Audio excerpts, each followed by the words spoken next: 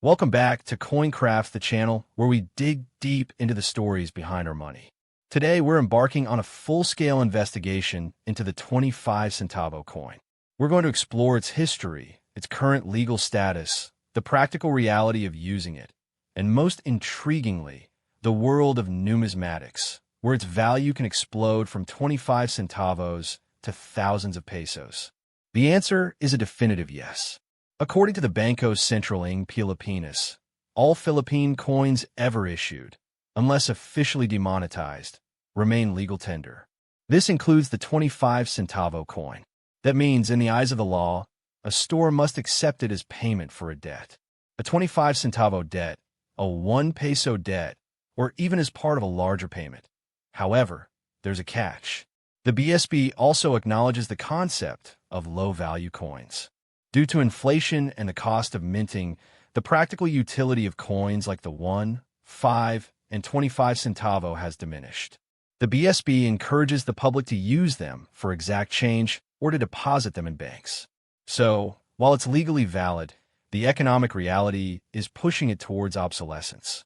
This creates a fascinating tension between its official status and its day-to-day life on the streets. To understand the present, we have to look at the past. The 25 centavo coin has a rich history, and its design tells the story of our nation. Before 1967, we had English series coins. The 25 centavo was a silver coin, larger than today's, featuring the Lady Liberty striking an anvil on the reverse. After decimalization, we got the first distinctly Filipino designs. This 25 centavo featured a man with a spear on the obverse and the rice and sugarcane motifs on the reverse.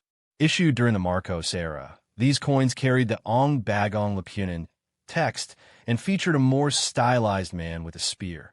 This is a beloved series for collectors. The 25 centavo coin showcased the Philippine eagle on the reverse, a beautiful and powerful design with the creation of the Banco Central. The designs were updated. The 25 centavo featured the 3 stars and the sun on the reverse, with Banco Central ng Pilipinas on the obverse. The current coin is smaller, lighter, and made of nickel-plated steel. It features the BSB logo and the value 25 prominently. So, as you can see, this isn't just one coin. It's a family of coins, each with its own story and, more importantly for collectors, its own rarity. This is where things get exciting. In the world of numismatics, the face value of a coin is almost irrelevant. What matters is rarity, condition, and errors. Let's break down why a 25 centavo coin could be worth a fortune. Some years had very low mintage numbers. For example, the F mint mark from the Frankfurt Mint is notoriously scarce, especially in high grades. A pristine, uncirculated example can easily fetch Cuban peso 1, 500 to Cuban peso 3, 000. Years like 2000, 2001, and 2002 are known to be harder to find in brilliant condition and command a premium. This is the big one. Coins that were misprinted at the mint are incredibly rare and highly sought after the coin that was struck twice by the die, creating a ghost image. The coin wasn't aligned properly, resulting in a blank portion.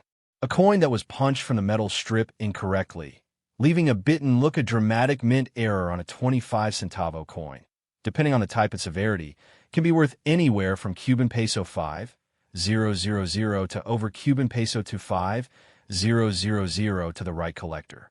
That's a 100, 000x return on its face value. A coin that's been in circulation, scratched and worn, is worth 25 centavos.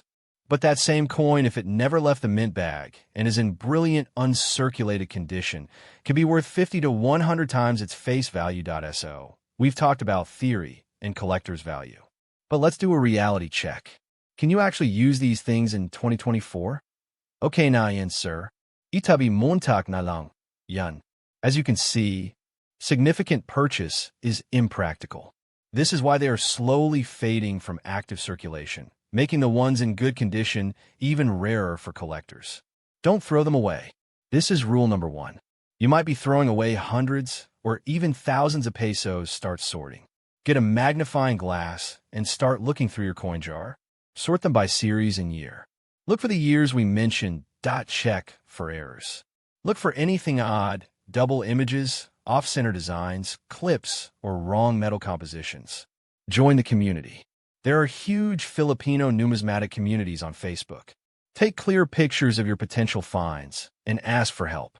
People are generally very helpful. Be patient. Building a valuable collection doesn't happen overnight. But the thrill of the hunt is a huge part of the fun. The humble 25 centavo coin is a symbol of a changing economy. It's a piece of art, a piece of history, and for the lucky and observant, a hidden treasure. It represents the idea that value isn't always what's printed on the surface. Sometimes you have to look a little closer to SO. The next time you get one of these in your change, don't just dismiss it. Take a second look. You never know what you might be holding. Thanks for watching, everyone. Remember, be curious about your currency. Until next time, keep making peso and cents.